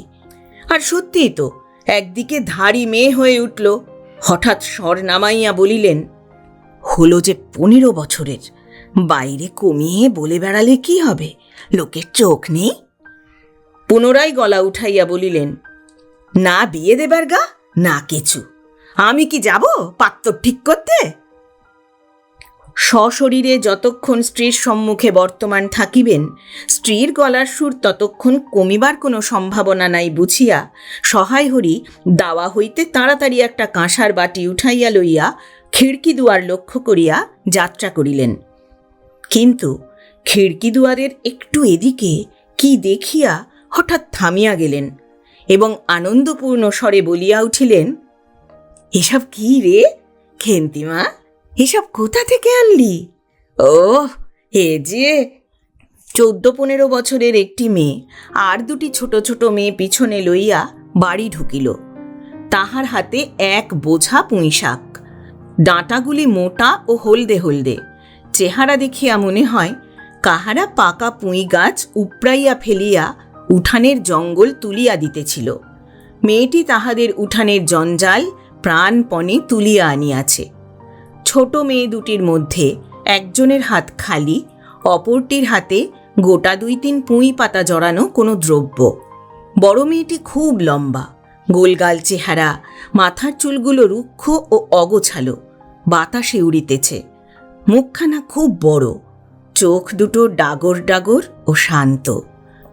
সরু সরু কাঁচের চুড়িগুলা 2 পয়সা ডজনের একটি সেফটি পিন দিয়া একত্র করিয়া আটকানো। পিনটার বয়স খুঁজিতে যাইলে প্রাগৈতিহাসিক যুগে গিয়া পড়িতে হয়। এই বড় মেয়েটির নামই বোধ হয় খেন্তি, কারণ সে তাড়াতাড়ি পিছন ফিরিয়া তাহার পশ্চাৎবর্তিনীর হাত হইতে পুঁই পাতা জড়ানো দ্রব্যটি লইয়া মেলিয়া ধরিয়া বলিল, চিংড়ি মাছ বাবা। গয়াখুড়ির কাছ থেকে রাস্তায় নিলাম, দিতে চায় না, বলে তোমার বাবার কাছে 8 দিনকার দরুন 2 পয়সা বাকি আছে। আমি বললাম, দাও গয়া পিসি, আমার বাবা কি তোমার 2 পয়সা নিয়ে পালিয়ে যাবে? আর এই পুঁই শাকগুলো, ঘাটের ধারের রায় কাকা বললে, নিয়ে যা, কেমন মোটা মোটা। অন্নপূর্ণা দাওয়া হইতে অত্যন্ত ঝাঁঝের সহিত চিৎকার করিয়া উঠিলেন, নিয়ে যা! আহা, কে অমর্ত্যই তোমাকে তারা দিয়েছে? পাকা পুঁই ডাঁটা কাঠ হয়ে গিয়েছে, 2 দিন পরে ফেলে দিত, নিয়ে যা। আর উনি তখন আগাছা উঠিয়ে নিয়ে এসেছেন। ভালোই হয়েছে তাদের, আর নিজেদের কষ্ট করে কাটাতে হলো না। যত পাথুরে বোকা সব মরতে আসে আমার ঘাড়ে। ধাড়ি মেয়ে, বলে দিয়েছি না তোমায়, বাড়ির বাইরে কোথাও পা দিও না। লজ্জা করে না এ পাড়া সে পাড়া করে বেড়াতে? কোথায় শাক, কোথায় বেগুন, আর একজন বেড়াচ্ছেন কোথায় রস, কোথায় ছাই, কোথায় পশ। ফেল বলছি ওসব, ফেল। মেয়েটি শান্ত অথচ ভয় মিশ্রিত দৃষ্টিতে মার দিকে চাহিয়া হাতের বাঁধন আলগা করিয়া দিল। পুঁইশাকের বোঝা মাটিতে পড়িয়া গেল। অন্নপূর্ণা বকিয়া চলিলেন, যা তো রাধি, ওই আপদগুলা টেনে খিড়কির পুকুরের ধারে ফেলে দিয়ে আয় তো, যা। ফের যদি বাড়ির বার হতে দেখেছি, তবে ঠ্যাং যদি খোঁড়া না করি তো। বোঝা মাটিতে পড়িয়া গিয়াছিল। ছোট মেয়েটি কলের পুতুলের মতন সেগুলি তুলিয়া লইয়া খিড়কি অভিমুখে চলিল। কিন্তু ছোট মেয়ে অত বড় বোঝা আঁকড়াইতে পারিল না। অনেকগুলি ডাঁটা এদিক ওদিক ঝুলিতে ঝুলিতে চলিল। সহায় হরির ছেলেমেয়েরা তাহাদের মাকে অত্যন্ত ভয় করিত। সহায় হরি আমতা আমতা করিয়া বলিতে গেলেন, তা এনেছে ছেলে মানুষ খাবে বলে, তুমি আবার বরং। পুঁইশাকের বোঝা লইয়া যাইতে যাইতে ছোট মেয়েটি ফিরিয়া দাঁড়াইয়া মার মুখের দিকে চাহিল। অন্নপূর্ণা তাহার দিকে চাহিয়া বলিলেন, না না, নিয়ে যা, নিয়ে যা, খেতে হবে না। মেয়ে মানুষের আবার তো নোলা কিসের? হ্যাঁ, এক পাড়া থেকে আর এক পাড়ায় নিয়ে আসবে দুটো পাকা পুঁইশাক ভিক্ষে করে। যা যা, তুই যা, দূর করে বনে দিয়ায় গেলি। সহায় হরি বড় মেয়ের মুখের দিকে চাহিয়া দেখিলেন তাহার চোখ দুটা জলে ভরিয়া আসিয়াছে। তার মনে বড় কষ্ট হইল, কিন্তু মেয়ের যতই সাধের জিনিস হোক, পুঁইশাকের পক্ষাবলম্বন করিয়া দুপুরবেলা স্ত্রীকে চটাইতে তিনি আদৌ সাহসী হইলেন না। নিঃশব্দে খিড়কি দৌড় দিয়া বাহির হইয়া গেলেন। বসিয়া রাঁধিতে রাঁধিতে বড় মেয়ের মুখের কাতর দৃষ্টি স্মরণে পড়িবার সঙ্গে সঙ্গে অন্নপূর্ণার মনে পড়িল, গত অরন্ধনের পূর্বদিন বাড়িতে পুঁইশাক রান্নার সময় খেন্তি আবদার করিয়া বলিয়াছিল, মা, অর্ধেকগুলো কিন্তু একা আমার, অর্ধেক সব মিলে তোমাদের। ঠিক আছে? বাড়িতে কেহ ছিল না। তিনি নিজে গিয়া উঠানের ও খিড়কি দোরের আশেপাশে যে ডাঁটাগুলি পড়িয়াছিল সেগুলি কুড়াইয়া লইয়া আসিলেন। বাকিগুলা কুড়ানো যায় না, ডোবার ধারের ছাই গাদায় ফেলিয়া দিয়াছে। কুচো চিংড়ি দিয়া এই রূপে চুপি চুপি পুঁইশাকের তরকারি রাঁধিলেন। দুপুরবেলা খেন্তি পাতে পুঁইশাকের চচ্চড়ি দেখিয়া বিস্ময়ে ও আনন্দপূর্ণ ডাগর চোখে মায়ের দিকে ভয়ে ভয়ে চাহিল। দু একবার এদিকে ওদিকে ঘুরিয়া আসিতেই অন্নপূর্ণা দেখিলেন উক্ত পুঁইশাকের এক টুকরাও তাহার পাতে পড়িয়া নাই। পুঁইশাকের উপর তাহার এই মেয়েটির কিরূপ লোভ তাহা তিনি জানিতেন। জিজ্ঞাসা করিলেন, কি রে খেন্তি, আর একটু চচ্চড়ি দি? খেন্তি তৎক্ষণাৎ ঘাড় নাড়িয়া এই আনন্দজনক প্রস্তাব সমর্থন করিল। কি ভাবিয়া অন্নপূর্ণার চোখে জল আসিল। চাপিতে গিয়া তিনি চোখ উঁচু করিয়া চালের বাতায় গোঁজা ডালা হইতে শুকনো লঙ্কা পাড়িতে গেলেন। কালীমায়ের চণ্ডীমণ্ডপে সেদিন বৈকালবেলা সহায় হরির ডাক পড়িল। সংক্ষিপ্ত ভূমিকা ফাঁদিবার পর কালীময় উত্তেজিত সুরে বলিলেন, সেসব দিন কি আর আছে ভায়া? এই ধরো কেষ্ট মুখুজ্জে, স্বভাব নইলে পাত্রে দেব না, স্বভাব নইলে পাত্রে দেব না করে কি কাণ্ডটাই করলে। অবশেষে কিনা হরির ছেলেটাকে ধরে পড়ে মেয়ের বিয়ে দেয়, তবে রক্ষে। তার কি স্বভাব? হ্যাঁ, রাম বলো, 6-7 পুরুষে ভঙ্গ, 50 শ্রৌত্রিয়। পরে সুর নরম করিয়া বলিলেন, তা সমাজের সেসব শাসনের দিন কি আর আছে? দিন দিন চলে যাচ্ছে। বেশি দূর যাই কেন, এই যে তোমার মেয়েটি 13 বছরের। সহায় হরি বাধা দিয়া বলিতে গেলেন, এই শ্রাবণে 13-এ, আহা হা হা, 13-এ আর 16-এ তফাৎ কিসের শুনি? 13-এ আর 16-এ তফাৎটা কিসের? আর সে 13-ই হোক চাই 16-ই হোক চাই 50-ই হোক, তাতে আমাদের দরকার নেই। সে তোমার হিসেব তোমার কাছে। কিন্তু পাত্তর আশীর্বাদ হয়ে গেল, তুমি মেয়েকে বসলে কি জন্যে শুনি? ও তো একরকম উচ্চগণ্ড করা মেয়ে। আশীর্বাদ হওয়াও যা, বিয়ে হওয়াও তা, 7 পাকের যা বাকি। এই তো সমাজে বসে এসব কাজগুলো তুমি যে করবে আর আমরা বসে বসে দেখব, এ তুমি মনে ভেবো না। সমাজের বামুনদের যদি জাত মারবার ইচ্ছে না থাকে, মেয়ের বিয়ের বন্দোবস্ত করে ফেলো। পাত্তর পাত্তর, রাজপুত্তুর না হলে কি পাত্তর মেলে না? গরিব মানুষ, দিতে থুতে পারবে না বলেই শ্রীমন্ত মজুমদারের ছেলেকে ঠিক করে দিলাম। লেখাপড়া নাই বা জানলে, জজ ম্যাজিস্ট্রেট না হলে কি মানুষ হয় না? দিব্যি বাড়ি, বাগান, পুকুর। শুনলাম এবার নাকি 20 জমিতে 4টি আমন ধানও করেছে। ব্যাস, রাজার হাল। 2 ভাইয়ের অভাব কি? ইতিহাসটা হইতেছে, মণিগাঁয়ের উক্ত মজুমদার মহাশয়ের পুত্রটি কালীময়ী ঠিক করিয়া দেন। কেন কালীময় মাথা ব্যথা করিয়া সহায় হরির মেয়ের বিয়ের সম্বন্ধ মজুমদার মহাশয়ের ছেলের সঙ্গে ঠিক করিতে গেলেন, তাহার কারণ নির্দেশ করিতে যাইয়া কেহ কেহ বলেন যে কালীময় নাকি মজুমদার মহাশয়ের কাছে অনেক টাকা ধারেন, অনেক দিনের সুদ পর্যন্ত বাকি, শীঘ্র নালিশ হইবে ইত্যাদি। এ গুজব যে শুধু অবান্তর তাহাই নহে, ইহার ভিত্তি কোনো আছে বলিয়াও মনে হয় না। ইহা দুষ্ট পক্ষের রটনা মাত্র। যাহাই হোক, পাত্রপক্ষ আশীর্বাদ করিয়া যাওয়ার দিন কতক পরে সহায় হরি টের পান পাত্রটি কয়েক মাস পূর্বে নিজের গ্রামে কি একটা করিবার ফলে গ্রামের এক কুম্ভকার বধূর আত্মীয় স্বজনের হাতে বেদম প্রহার খাইয়া কিছুদিন নাকি শয্যাগত ছিল। এরকম পাত্রে মেয়ে দিবার প্রস্তাব মনঃপূত না হওয়ায় সহায় হরি সে সম্বন্ধ ভাঙিয়া দেন। দিন 2 পরের কথা, সকালে উঠিয়া সহায় হরি উঠানে বাতাবি লেবুর গাছের ফাঁক দিয়া যেটুকু নিতান্ত কচি রাঙা রৌদ্র আসিয়াছিল, তাহারই আতপে বসিয়া আপন মনে তামাক টানিতেছেন। বড় মেয়ে খেন্তি আসিয়া চুপি চুপি বলিল, বাবা যাবে না? মা ঘাটে গেল। সহায় হরি একবার বাড়ির পাশে ঘাটের দিকে কি জানি কেন চাহিয়া দেখিলেন, পরে নিম্নস্বরে বলিলেন, যা শিগগির শাবলখানা নিয়ে আয় দেখি। কথা শেষ করিয়া তিনি উৎকণ্ঠার সহিত জোরে জোরে তামাক টানিতে লাগিলেন এবং পুনরায় একবার কি জানি কেন খিড়কির দিকে সতর্ক দৃষ্টি নিক্ষেপ করিলেন। ইতিমধ্যে প্রকাণ্ড একটা লোহার শাবল 2 হাত দিয়া আঁকড়াইয়া ধরিয়া খেন্তি আসিয়া পড়িল। তৎপরে পিতা পুত্রীতে সন্তর্পণে সম্মুখের দরজা দিয়া বাহির হইয়া গেল।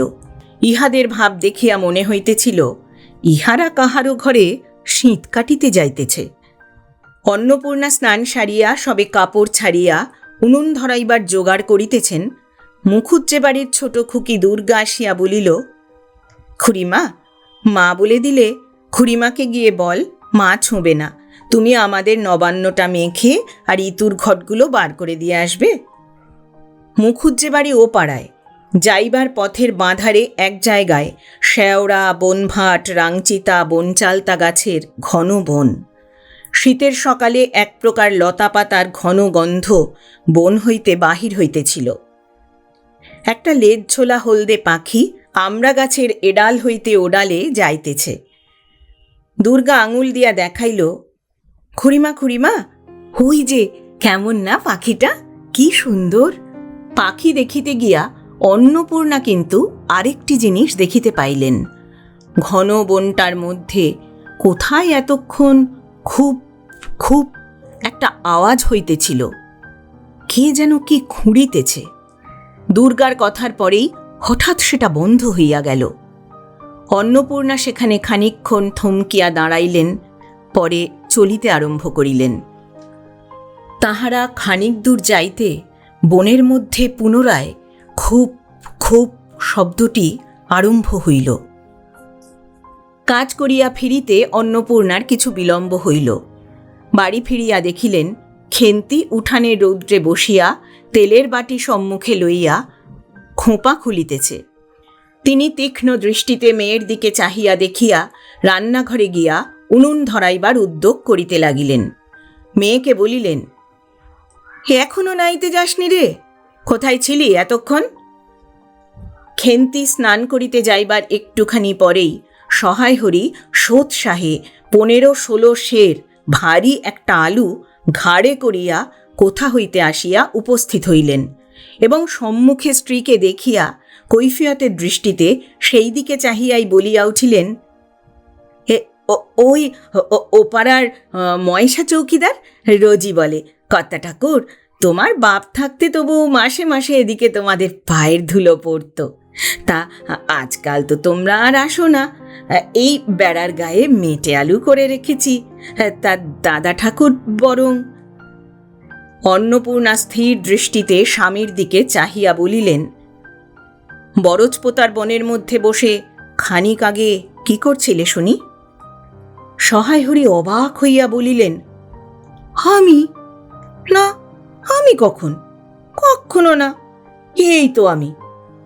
সহায় হরির ভাব দেখিয়া মনে হইতেছিল তিনি এইমাত্র আকাশ হইতে পড়িয়াছেন। অন্নপূর্ণা পূর্বের মতোই স্থির দৃষ্টিতে স্বামীর দিকে চাহিয়া বলিলেন, চুরি তো করবেই। 3 কাল গিয়েছে, 1 কাল আছে। মিথ্যা কথাগুলো এখন আর বলো না।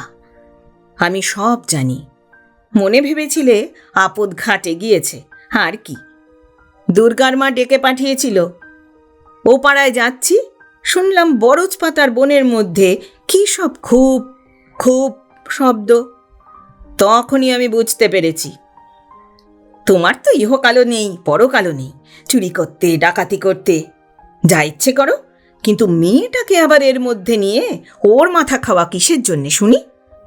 সহায় হরি হাত নাড়িয়া বরজপোতায় তাহার উপস্থিতির বিরুদ্ধে কতগুলি প্রমাণ উত্থাপন করিবার চেষ্টা করিতে লাগিলেন, কিন্তু স্ত্রীর চোখের দৃষ্টির সামনে তাহার বেশি কথাও জোগাইল না, বা কথিত উক্তিগুলির মধ্যে কোনো পূর্বাপর্য সম্বন্ধ খুঁজিয়া পাওয়া গেল না। 8 ঘণ্টা পরে খেন্তি স্নান সারিয়া বাড়ি ঢুকিল। সম্মুখস্থ মেটে আলুর দিকে একবার আর চোখে চাহিয়াই নিরীহ মুখে উঠানের আলনায় অত্যন্ত মনোযোগের সহিত কাপড় মেলিয়া দিতেছিল। অন্নপূর্ণা ডাকিলেন, খেন্তি, এদিকে একবার আয় তো, শুনে যা। মায়ের ডাক শুনিয়া খেন্তির মুখ শুকাইয়া গেল। সে ইতস্তত করিতে করিতে মার নিকট আসিলে তিনি জিজ্ঞাসা করিলেন, এই মেটে আলুটা দুজনে মিলে তুলে এনেছিস না? খেন্তি মার মুখের দিকে একটুখানি চাহিয়া থাকিয়া একবার ভূপতিত মেটে আলুটার দিকে চাহিল, পরে পুনরায় মার মুখের দিকে চাহিল এবং সঙ্গে সঙ্গে ক্ষিপ্র দৃষ্টিতে একবার বাড়ির সম্মুখস্থ বাঁশঝাড়ের মাথার দিকেও চাহিয়া লইল। তাহার কপালে বিন্দু বিন্দু ঘাম দেখা দিল, কিন্তু মুখ দিয়া কথা বাহির হইল না। অন্নপূর্ণা কড়া সুরে বলিলেন, কথা বলছিস নে যে বড়, এই মেটে আলু তুই তুলে এনেছিস কি না? খেন্তি বিপন্ন চোখে মার মুখের দিকেই চাহিয়াছিল। উত্তর দিল, হ্যাঁ। অন্নপূর্ণা তেলে বেগুনে জ্বলিয়া উঠিয়া বলিলেন, পাজি, আজ তোমার পিঠে আমি আস্ত কাঠের চেলা ভাঙব, তবে ছাড়ব। বরজপাতার বনে গিয়েছ মেটে আলু চুরি করতে? সমস্ত মেয়ে বিয়ের যোগ্যী হয়ে গেছে কোন কালে, সেই এক গলা বিজন বন, তার মধ্যে দিন দুপুরে বাঘ লুকিয়ে থাকে, তার মধ্যে থেকে পরের আলু তুলে নিয়ে এলে? হ্যাঁ, যদি গোসাইরা চৌকিদার ডেকে তোমায় ধরিয়ে দেয়, তোমার কোন শ্বশুর এসে তোমায় বাঁচাতো? আমার জোটে খাবো, না জোটে না খাবো, তা বলে পরের জিনিসে হাত? এ মেয়ে নিয়ে আমি কি করব মা? 2-3 দিন পরে একদিন বৈকালে ধুলামাটি মাখা হাতে খেন্তি মাকে আসিয়া বলিল, মা মা, দেখবে এসো। অন্নপূর্ণা গিয়া দেখিলেন ভাঙা পাঁচিলের ধারে যে ছোট খোলা জমিতে কতগুলি পাথরকুচি ও কণ্টিকারির জঙ্গল হইয়াছিল, খেন্তি ছোট বোনটিকে লইয়া সেখানে মহা উৎসাহে তরকারির আওলাদ করিবার আয়োজন করিতেছে এবং ভবিষ্যম্ভাবী নানাবিধ কাল্পনিক ফলমূলের অগ্রদূত স্বরূপ বর্তমানে কেবল একটি মাত্র শীর্ণকায় পুঁইশাকের চারা কাপড়ের ফালির গ্রন্থিবন্ধনে বদ্ধ হইয়া ফাঁসি হইয়া যাওয়া আসামির মতন ঊর্ধ্বমুখে একখণ্ড শুষ্ক কঞ্চির গায়ে ঝুলিয়া রহিয়াছে। ফলমূলাদির অবশিষ্টগুলি আপাতত তার বড় মেয়ের মস্তিষ্কের মধ্যেই অবস্থিতি করিতেছে, দিনের আলোয় এখনো বাহির হয় নাই। অন্নপূর্ণা হাসিয়া বলিলেন, দূর পাগলি, এখন পুঁই ডাঁটার চারা পোতে কখনো? বর্ষাকালে পুঁততে হয়, এখন যে জল না পেয়ে মরে যাবে। খেন্তি বলিল, কেন? আমি রোজ রোজ জল ঢালব। অন্নপূর্ণা বলিলেন, দেখ, হয়তো বেঁচে যেতেও পারে, আজকাল রাতে খুব শিশির হয়। খুব শীত পড়িয়াছে। সকালে উঠিয়া সহায়হরি দেখিলেন তাহার দুই ছোট মেয়ে দোলাই গায়ে বাঁধিয়া রোদ উঠিবার প্রত্যাশায় উঠানের কাঁঠাল তলায় দাঁড়াইয়া আছে।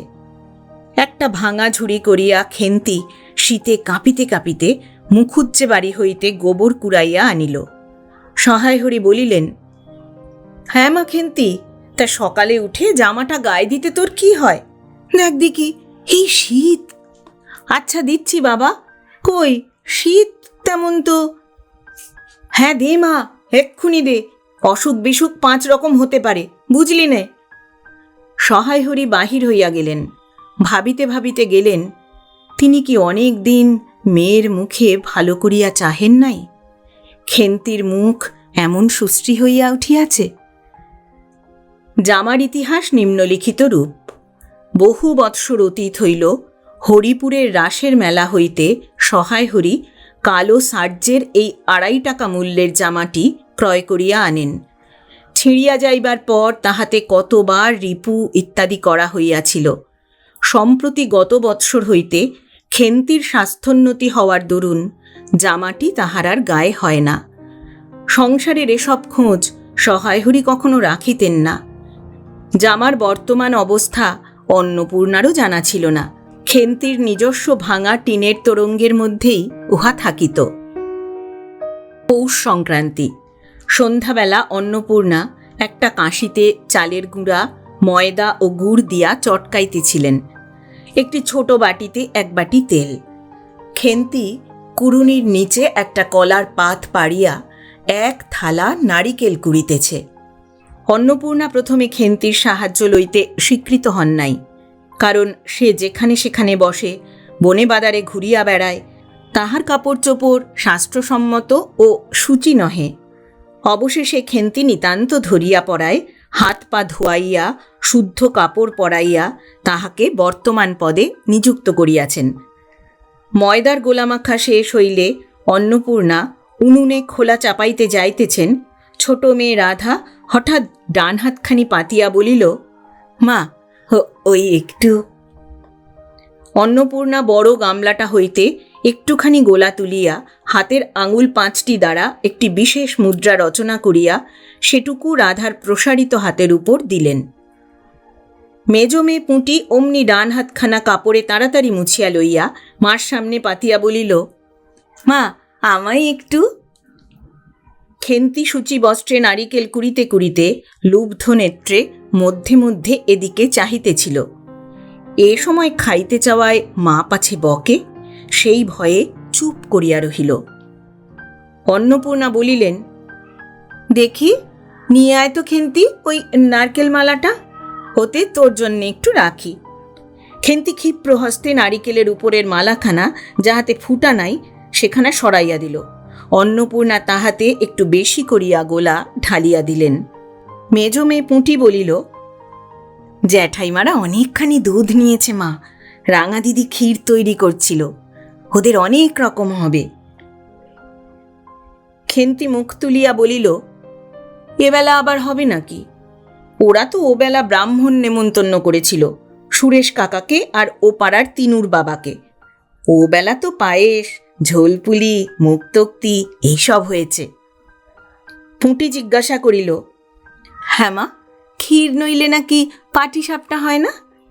খেদি বলছিল, ক্ষীরের পুর না হলে কি পাটিসাপটা হয়? আমি বললাম, কেন, আমার মা তো শুধু নারকেলের ছাই দিয়েই করে, সে তো কেমন ভালো লাগে। অন্নপূর্ণা বেগুনের মোটায় একটুখানি তেল লইয়া খোলায় মাখাইতে মাখাইতে প্রশ্নের সদুত্তর খুঁজিতে লাগিলেন। খেন্তি বলিল, খেদির ওইসব কথা, খেদির মা তো ভারী পিঠে করে কি না, ক্ষীরের পুর দিয়ে ঘিয়ে ভাজলেই কি আর পিঠে হলো? সেদিন জামাই এলে ওদের বাড়ি দেখতে গেলুম কি না, তাই খুড়িমা দুখানা পাটিসাপটা খেতে দিলে। ও মা, কেমন একটা ধরা ধরা গন্ধ! আর মার পিঠেতে কখনো কোনো গন্ধ পাওয়া যায়? পাটিসাপটায় ক্ষীর দিলে ছাই খেতে হয়। বেপরোয়াভাবে উপরোক্ত উক্তি শেষ করিয়া খেন্তি মার চোখের দিকে চাহিয়া জিজ্ঞাসা করিল, মা, নারকেল কোড়া একটু নেব? অন্নপূর্ণা বলিলেন, নে, কিন্তু এখানে বসে খাস নে, মুখ থেকে পড়বে না কি হবে, যা ওই দিকে যা। খেন্তি নারকেলের মালায় এক থাবা কোড়া তুলিয়া লইয়া একটু দূরে গিয়া খাইতে লাগিল। মুখ যদি মনের দর্পণ স্বরূপ হয়, তবে খেন্তির মুখ দেখিয়া সন্দেহের কোনো কারণ থাকিতে পারিত না যে সে অত্যন্ত মানসিক তৃপ্তি অনুভব করিতেছে। ঘণ্টাখানেক পরে অন্নপূর্ণা বলিলেন, ওরে, তোরা সব এক এক টুকরো পাতা পেতে বস তো দেখি, গরম গরম দি। খেন্তি, জল দেওয়া ভাত আছে ও বেলার, বার করে নিয়ে আয়। খেন্তির নিকট অন্নপূর্ণার এ প্রস্তাব যে খুব একটা মনোপুত হইল না, তাহা তার মুখ দেখিয়া বোঝা গেল। পুঁটি বলিল, মা, বর্দি পিঠেই খাক, ভালোবাসে, ভাত বরং থাকুক, আমরা কাল সকালে খাব। খান কয়েক খাইবার পরেই ছোট মেয়ে রাধা আর খাইতে চাহিল না, সে নাকি অধিক মিষ্ট খাইতে পারে না। সকলের খাওয়া শেষ হইয়া গেলেও খেন্তি তখনও খাইতেছে। সে মুখ বুজিয়া শান্তভাবে খায়, বড় একটা কথা কহে না। অন্নপূর্ণা দেখিলেন সে কম করিয়াও 18-19 খানা খাইয়াছে। জিজ্ঞাসা করিলেন, খেন্তি, আর নিবি? খেন্তি খাইতে খাইতে শান্তভাবে সম্মতিসূচক ঘাড় নাড়িল। অন্নপূর্ণা তাহাকে আরও খান কয়েক দিলেন। খেন্তির মুখ চোখ ঈষৎ উজ্জ্বল দেখাইল। হাসি ভরা চোখে মার দিকে চাহিয়া বলিল, বেশ খেতে হয়েছে মা। ওই যে তুমি কেমন ফেনিয়ে নাও, ওতেই কিন্তু। সে পুনরায় খাইতে লাগিল। অন্নপূর্ণা হাতা খুন্তি চুলি তুলিতে তুলিতে সস্নেহে তাঁর এই শান্ত নিরীহ একটু অধিক মাত্রায় ভোজনপটু মেয়েটির দিকে চাহিয়া রহিলেন। মনে মনে ভাবিলেন, খেন্তি আমার যার ঘরে যাবে তাদের অনেক সুখ দেবে। এমন ভালো মানুষ, কাজে কর্মে বকো মারো গাল দাও টুঁ শব্দটি মুখে নেই, উঁচু কথা কখনো কেউ শোনেনি। বৈশাখ মাসের প্রথমে সহায় হরির এক দূর সম্পর্কীয়ের আত্মীয়ের ঘটকালিতে খেন্তির বিবাহ হইয়া গেল। দ্বিতীয় পক্ষে বিবাহ করিলেও পাত্রটির বয়স 40-এর খুব বেশি কোনো মতেই হইবে না। তবু প্রথমে এখানে অন্নপূর্ণা আদৌ ইচ্ছুক ছিলেন না, কিন্তু পাত্রটি সঙ্গতিপন্ন, শহর অঞ্চলে বাড়ি, সিমেন্ট চুন ও ইটের ব্যবসায় 2 পয়সা নাকি করিয়াছে। এরকম পাত্র হঠাৎ মেলাও বড় দুর্ঘট কিনা। জামাইয়ের বয়স একটু বেশি। প্রথমে অন্নপূর্ণা জামাইয়ের সম্মুখে বাহির হইতে একটু সংকোচ বোধ করিতেছিলেন। পরে পাছে খেন্তির মনে কষ্ট হয়, এই জন্য বরণের সময় তিনি খেন্তির সুপুষ্ট হস্তখানি ধরিয়া জামাইয়ের হাতে তুলিয়া দিলেন। চোখের জলে তাহার গলা বন্ধ হইয়া আসিতেছিল, কিছু বলিতে পারিলেন না। বাড়ির বাহির হইয়া আমলকি তলায় বেহারারা সুবিধা করিয়া লইবার জন্য বরের পালকি একবার নামাইল। অন্নপূর্ণা চাহিয়া দেখিলেন বেড়ার ধারের নীল রঙের মেদি ফুলের গুচ্ছগুলি যেখানে নত হইয়া আছে, খেন্তির কম দামের বালুচরের রাঙা চেলির আঁচলখানা পালকির বাহির হইয়া সেখানে লুটাইতেছে। তার এই অত্যন্ত অগোছালো নিতান্ত নিরীহ একটু অধিক মাত্রায় ভোজনপটু মেয়েটিকে পরের ঘরে অপরিচিত মহলে পাঠাইতে তার বুক উদ্বেল হইয়া উঠিতেছিল। খেন্তিকে কি অপরে ঠিক বুঝিবে? যাইবার সময় খেন্তি চোখের জলে ভাসিতে ভাসিতে সান্ত্বনার সুরে বলিয়াছিল, মা, আষাঢ় মাসে আমাকে এনো, বাবাকে পাঠিয়ে দিও, 2 মাস তো। ও পাড়ার ঠান্দিদি বলিলেন, তোর বাবা তোর বাড়ি যাবে কেন রে? আগে নাতি হোক তবে তো। খেন্তির মুখ লজ্জায় রাঙা হইয়া উঠিল। জল ভরা ডাগর চোখের উপর একটুখানি লাজুক হাসির আভা মাখাইয়া সে একগুঁয়েমি সুরে বলিল, না, যাবে না বই কি। দেখি তো কেমন না যান। ফাল্গুন চৈত্র মাসের বৈকাল বেলা উঠানের মাচায় রৌদ্রে দেওয়া আমসত্ত্ব তুলিতে তুলিতে অন্নপূর্ণার মন হু হু করিত। তার অনাচারী লোভী মেয়েটি আজ বাড়িতে নাই যে। কোথা হইতে বেড়াইয়া আসিয়া লজ্জাহীনার মতন হাতখানি পাতিয়া মিনতির সুরে অমনি বলিবে, মা, বলবো একটা কথা, ওই কোনটা ছিঁড়ে একটুখানি। 1 বছরের উপর হইয়া গিয়াছে। পুনরায় আষাঢ় মাস। বর্ষা বেশ নামিয়াছে। ঘরের দাওয়ায় বসিয়া সহায় হরি প্রতিবেশী বিষ্ণু সরকারের সহিত কথা কহিতেছেন। সহায় হরি তামাক সাজিতে সাজিতে বলিলেন, ও তুমি ধরে রাখো, ওরকম হবেই দাদা। আমাদের অবস্থায় লোকের ওর চেয়ে ভালো আর কি জুটবে। বিষ্ণু সরকার তালপাতার চাটাইয়ের ওপর উবু হইয়া বসিয়াছিলেন।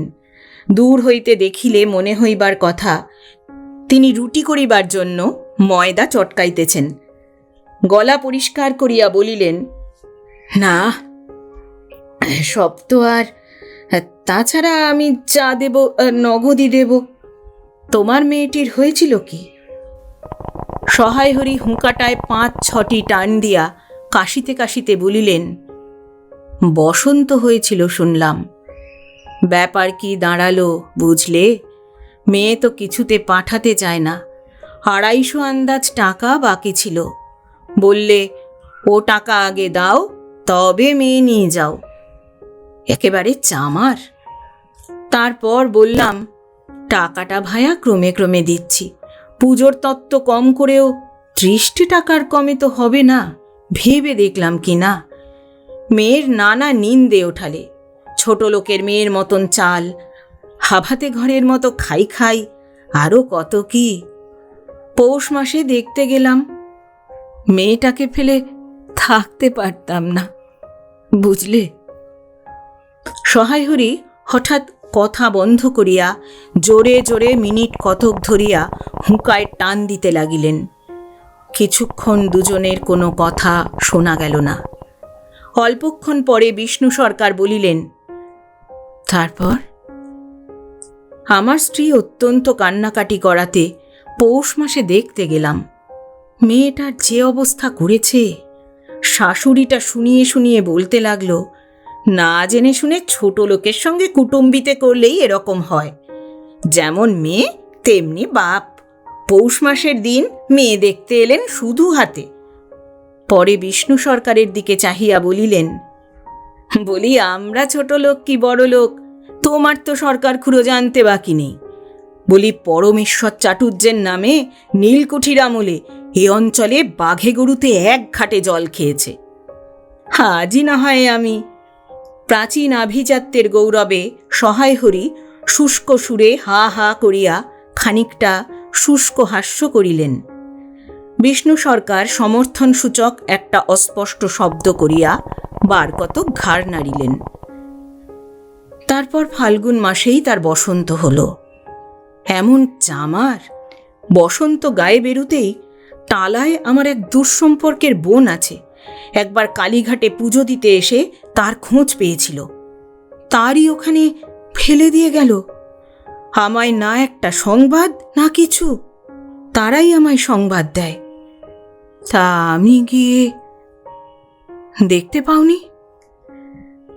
না, এমনি চামার। গহনাগুলো অসুখ অবস্থাতেই গা থেকে খুলে নিয়ে তবে টালায় পাঠিয়ে দিয়েছে। যাক, তা চলো যাওয়া যাক, বেলা গেল। চার কি ঠিক করলে? পিঁপড়ের টোপে মুড়ির চার তো সুবিধা হবে না। তারপর কয়েক মাস কাটিয়া গিয়াছে। আজ আবার পৌষ পার্বণের দিন।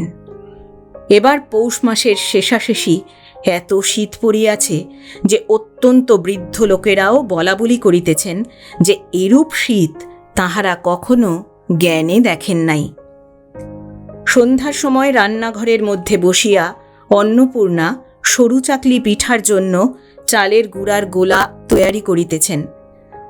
পুঁটি ও রাধি উনানের পাশে বসিয়া আগুন পোহাইতেছে। রাধি বলিতেছে, আর একটু জল দিতে হয় মা, অত ঘন করে ফেললে কেন?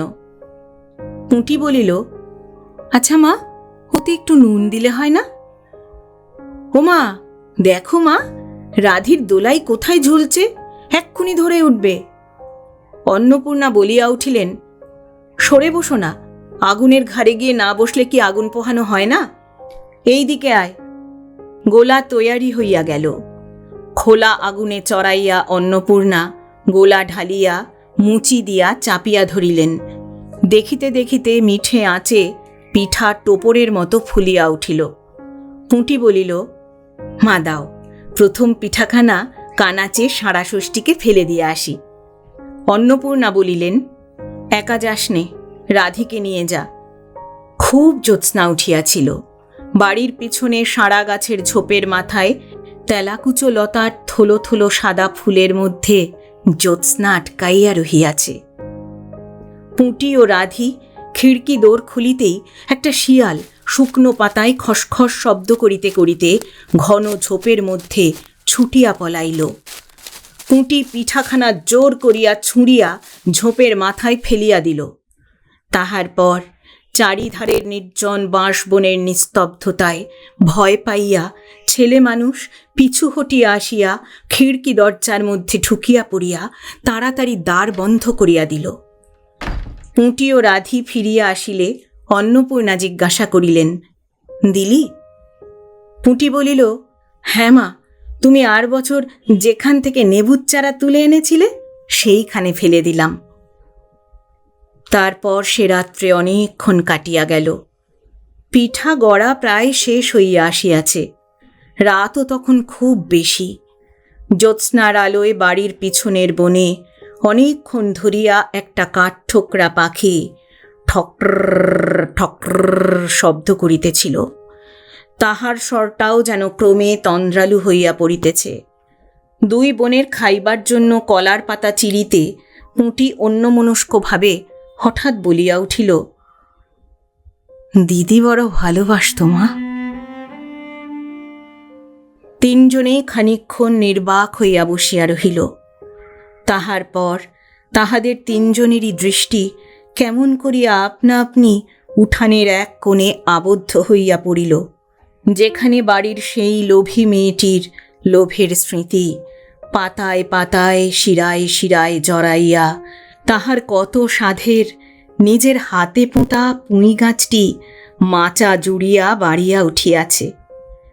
বর্ষার জল ও কার্তিক মাসের শিশির লইয়া কচি কচি সবুজ ডগাগুলি মাচাতে সব ধরে নাই, মাচা হইতে বাহির হইয়া দুলিতেছে, সুপুষ্ট, নধর, প্রবর্ধমান, জীবনের লাবণ্যে ভরপুর।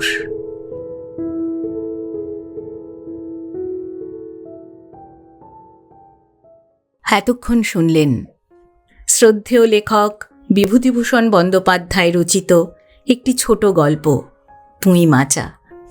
গল্পপাঠ ও আবহ অর্পিতা। শব্দ নির্মাণ করেছেন আকাশ। প্রচ্ছদ কভারম্যান অভিব্রত। সমগ্র অনুষ্ঠানটির উপস্থাপনায় এক ব্যাগ গপ্প ইউটিউব চ্যানেল। বন্ধুরা, আপনাদের কেমন লাগলো জানার জন্য অপেক্ষায় রইলাম। আবার আসব আগামী সপ্তাহে এই দিনে এই সময়ে আরও একটি ভালো লাগা গল্প নিয়ে। আজ তাহলে বিদায় চাইছি। সবাই ভালো থাকবেন, সুস্থ থাকবেন। শুভরাত্রি।